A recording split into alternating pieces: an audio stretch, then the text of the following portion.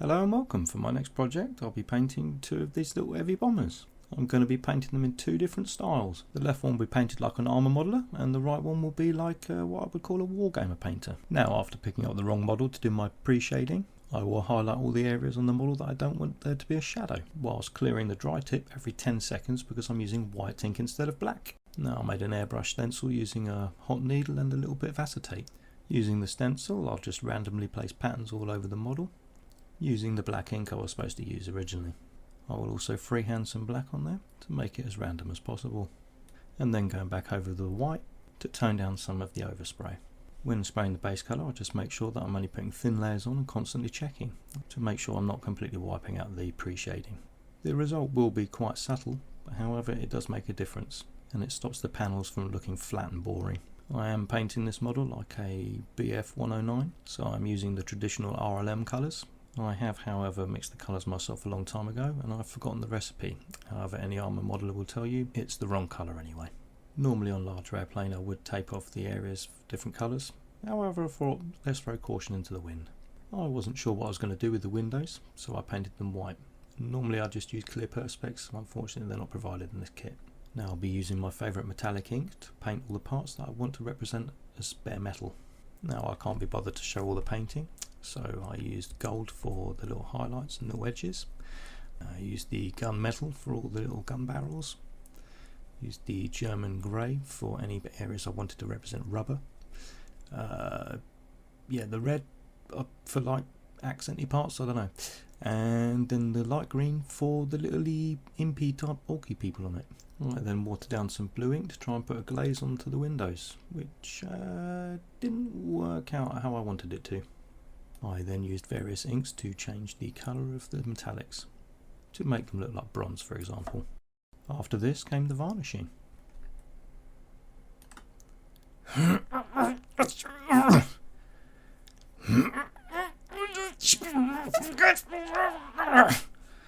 Well, that's pretty much on there, isn't it? Hang on.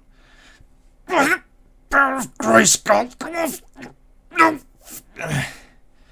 Yeah, I'll give up on that. Now, I do like my cheap Chinese airbrush to mainly throw varnishes down.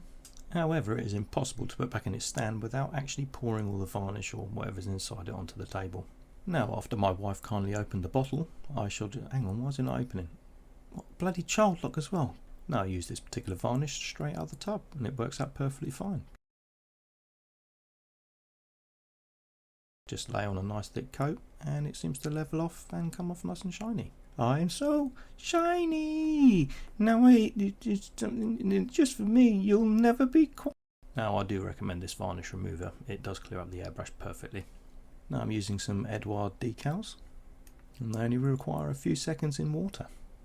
Now, because the surface is uneven, I will be using some micro set to help the decal stick to the model, and afterwards I shall be using some micro sol, which dissolves the decal a little bit and makes it conform to all of the little contours.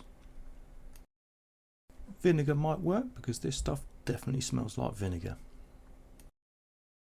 And after mushing it down with a little cotton bud, you can quite clearly see that the decal has gone into little recesses.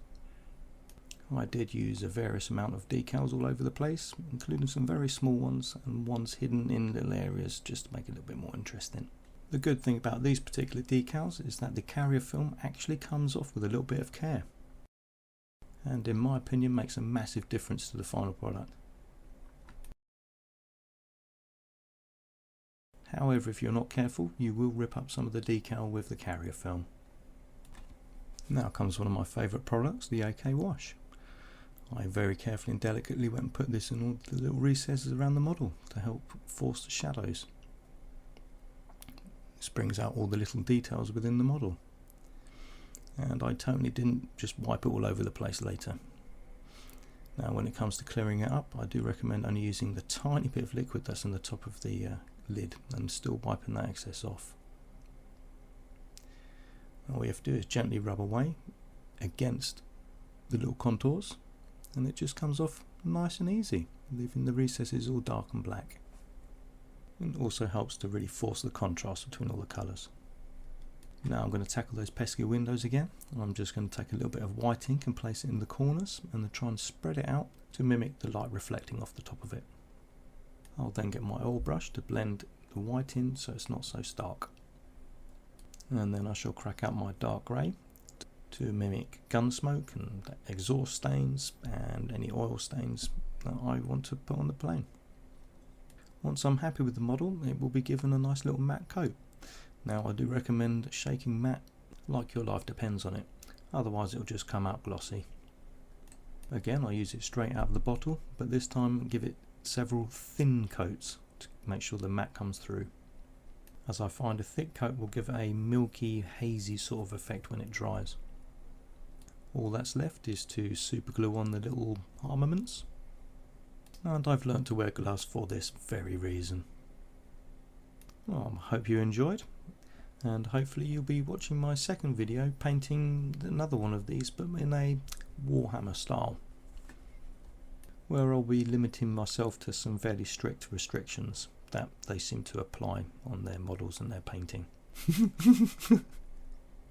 Yeah, and I really doubt you're going to be learning anything in the second video, but it's going to be funny, I hope. I hope you enjoyed the little glamour shots at the end here, and if you have any questions on the techniques or anything that I've used or any products, feel free to ask and I'll happily get back to you. And if you do want to know the RLML colours, I can hunt them down somewhere and get them for you. However, the paint chips are mine and I'm not showing them to anybody, so get your own. And I know they don't look like the authentic colours, that's because of the scale effect, because it's a little miniature. So thanks ever so much for watching, and hopefully see you again soon. And I'm also very difficult to offend, so leave any suggestions for the next videos and I'll happily take them on board. But doesn't mean I'm actually going to do anything about it.